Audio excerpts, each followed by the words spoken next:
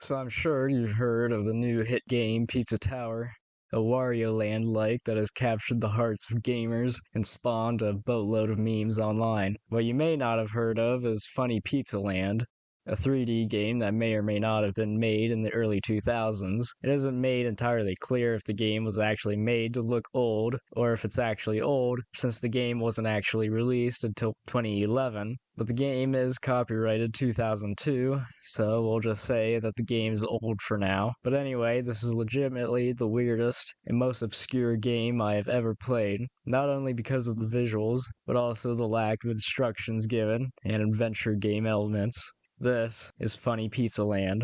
Plays Pedro, a pizza shop owner and nightmare fuel creature. Seriously, what happened to your face, man? Apparently, he's poor, and the game reminds you of this plot every time you start it.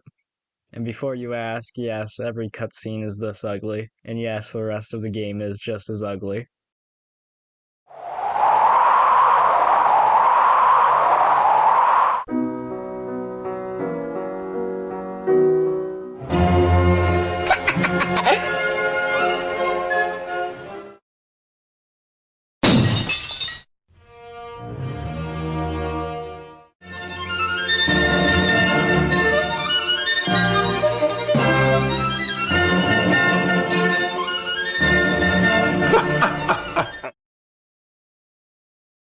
Find the GlobalMediaMonster. Okay.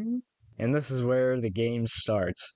In this forest with a 2D tree that was just in the cutscene. In the next area, we're given a tutorial on gates. You have to touch these gears first so you can actually open them. Not too hard.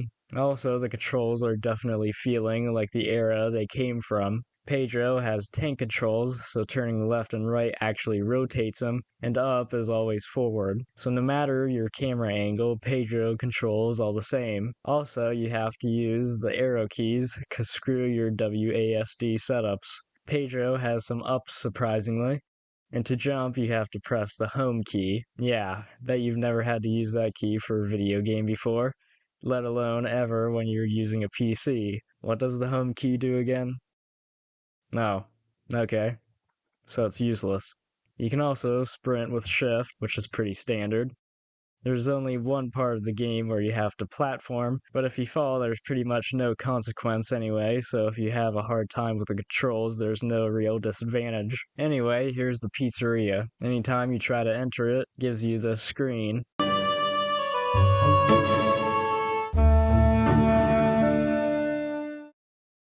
Oh well, let's go exploring then. There are a handful of areas to explore, not too many and not too little. You even get an interpretable map. Yippee! No, seriously though, the first time I saw this map I thought it was a joke, but if you look closely you can actually tell the areas apart and what general direction they're in. See, there's the pizzeria, and to the south is a huge maze. It's not much of a maze when you actually have to do it, but it's a maze nonetheless. Speaking of the maze, there are these guys made out of stone. Now you may be thinking, oh, so there's enemies in the game. And to that I say you're wrong. All these guys do is push you around and block the entire hallway of the maze, but unfortunately they cannot put Pedro out of his misery. In fact, you don't have to fight a single enemy in this game, not even the final boss. Not only because nothing hurts you anyway, since there's no health system, but also because there's no way to fight back anyway. This isn't a criticism of the game, but I just thought of all of that the second I saw these guys. Anyway, your reward for getting past the maze are the keys to the pizza van. Sounds fun, right?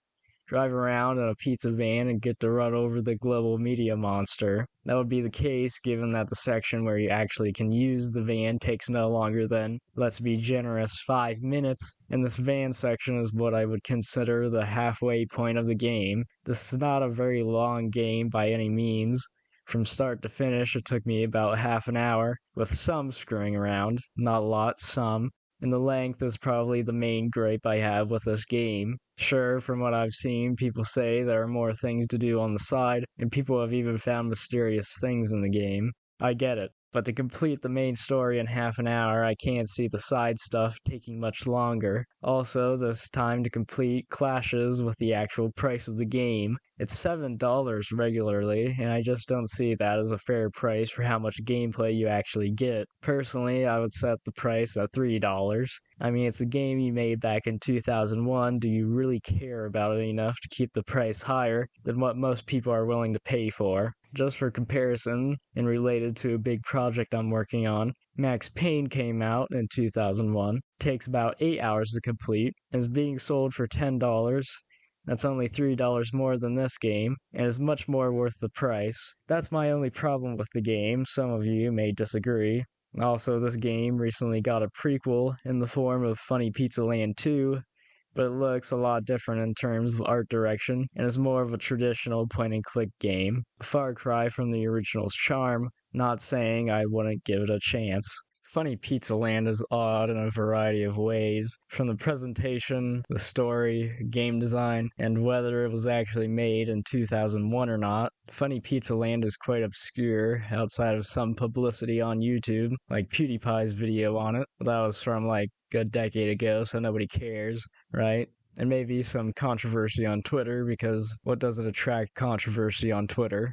Overall, FunnyPizzaLand is certainly worthy of the odd and obscure title, but I can't recommend the game to the average game rummager unless it's on sale for a deep discount. That's all for FunnyPizzaLand.